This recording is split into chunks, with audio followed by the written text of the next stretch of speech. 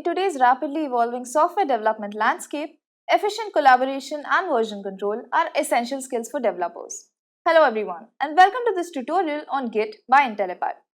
Git, a distributed version control system, has emerged as one of the most widely used tools in the industry. Whether you're a beginner or an experienced developer, learning Git can greatly enhance your productivity and efficiency. This tutorial will provide you with a comprehensive introduction to Git, its importance, and the benefits it offers. So stay till the end to learn all about Git and how to use it to your advantage. With that, let us take a look at the agenda for this video. We'll start with Introduction to Version Control, then we'll move on to Understanding Git, then we'll look at Git workflow, then we'll talk about Git terminology, and we'll move on to hands-on where we'll show you how to implement Git, then we'll look at the best practices, and with that we'll conclude. But before we begin, make sure you subscribe to our YouTube channel and hit the bell icon to receive regular updates from us. So let's begin with Introduction to Version Control. Version control is a system that allows developers to manage and track changes to their codebase over time. It provides a structured approach to collaboration, enabling multiple team members to work on the same project simultaneously. Version control systems are essential in software development as they offer numerous benefits. Let's look at some of those. Starting with history and tracking, version control systems maintain a complete history of changes made to a codebase.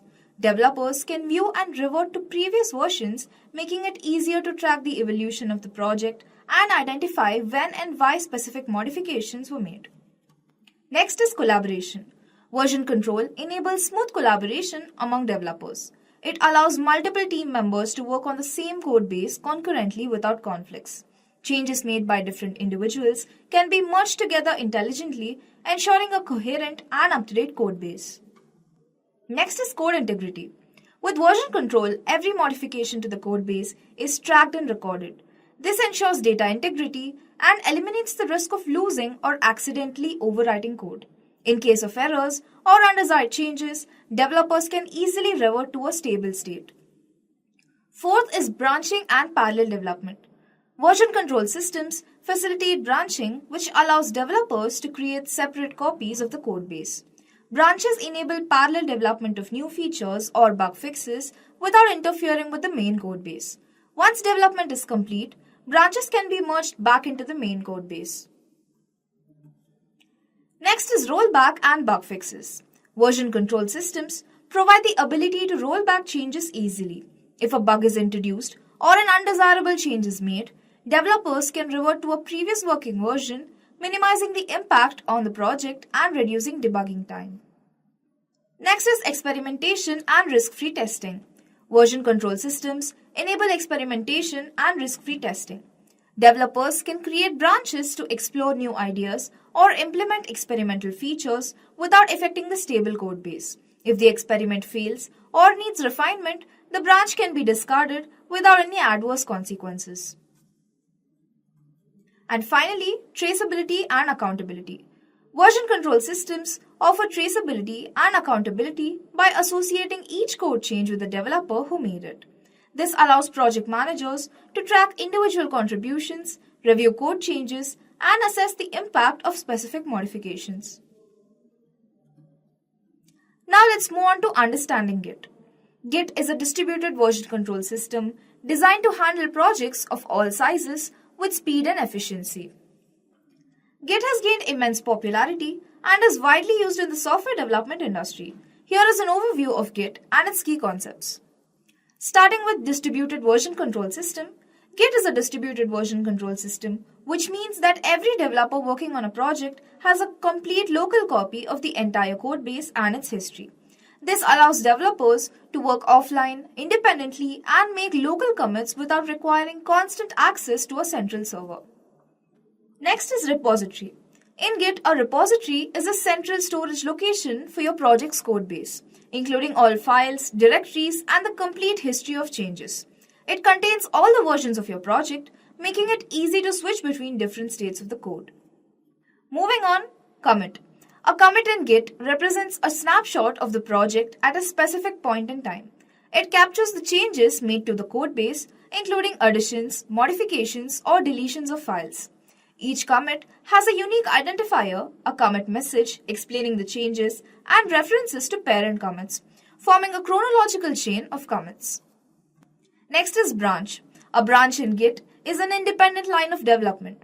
It allows developers to work on new features, bug fixes, or experiments without affecting the main code base. Branches are lightweight and can be created, switched, merged, or deleted easily. They enable parallel development and provide an organized way to manage code changes. Moving on, remote. A remote in Git refers to a version of the repository that is hosted on a different server or location, typically on a collaboration platform like GitHub or GitLab. Remote repositories facilitate collaboration among team members, allowing them to share their changes and synchronize their work. Next is staging area. The staging area, also known as the index, is an intermediate step between the working directory and the repository.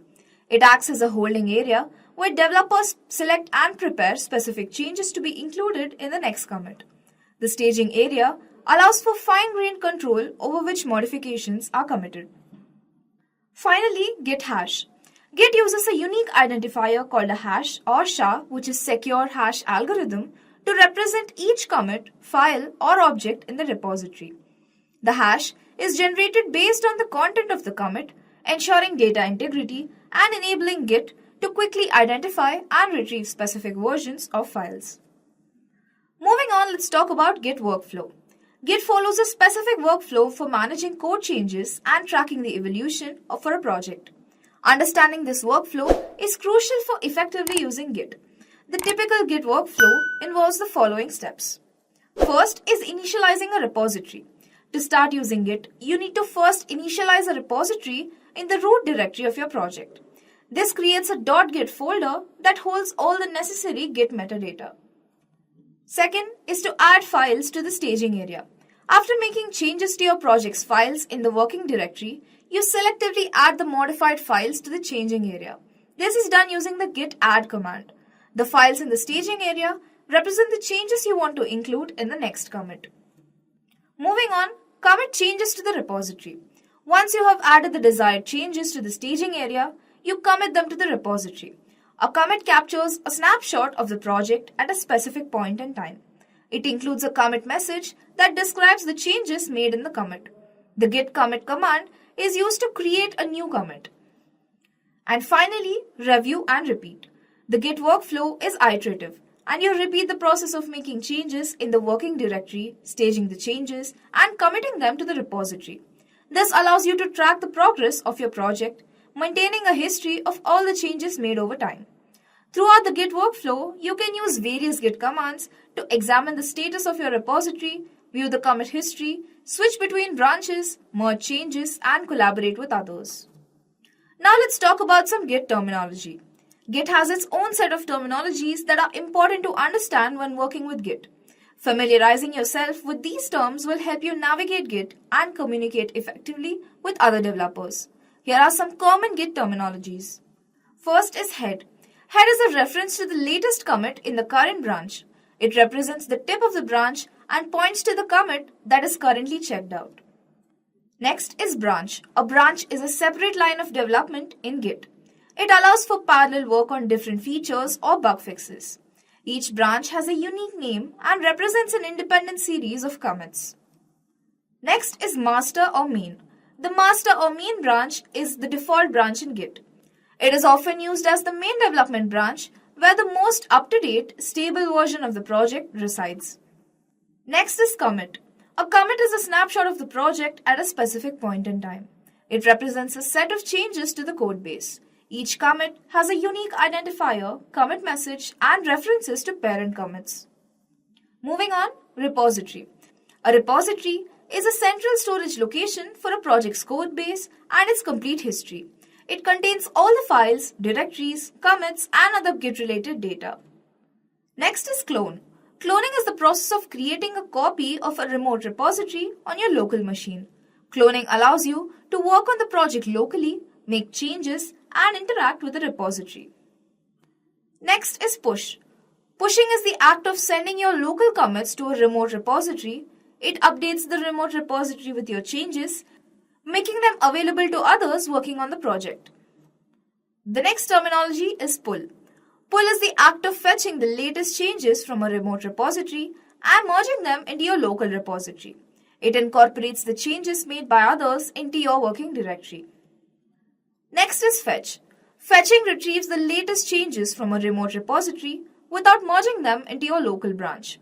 It updates your repository's references to the remote branches, allowing you to inspect the changes before merging. Next is merge.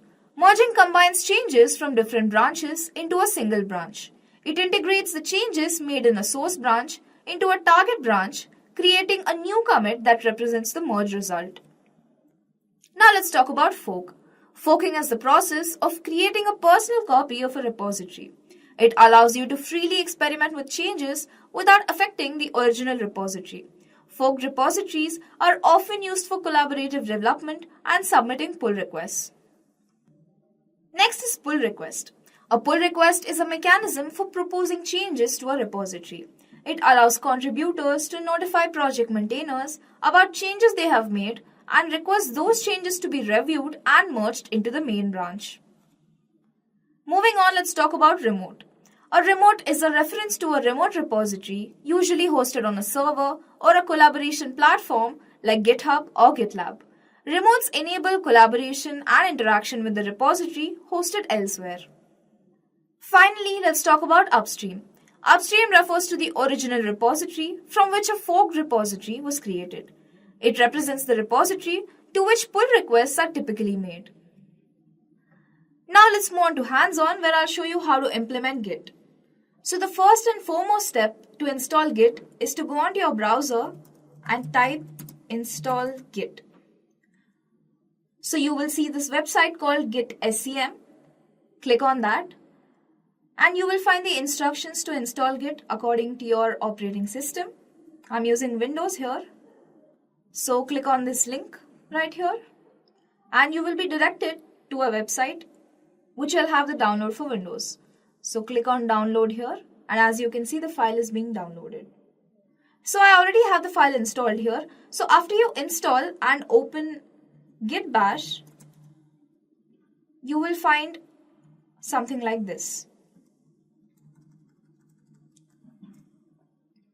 So as you can see, we have installed Git successfully. Now let's type in some commands and see how it works. So to check if Git has been installed correctly or not, the first step we do is check the version of Git. So for that, type in git space version to get the current version. So I have 2.40.1 on Windows. So as you can see, this is the latest version and we have exactly that installed. So we are good to go. So after this is done, there are three main steps you need to take in order to install your Git perfectly. You have to mention your username, user email and use a code editor. So to do so, let's start with typing in git config global user.name. Let's say I want to call it Git tutorial. So after that is done, we're going to put in our email. So for that, type in git config global user.email.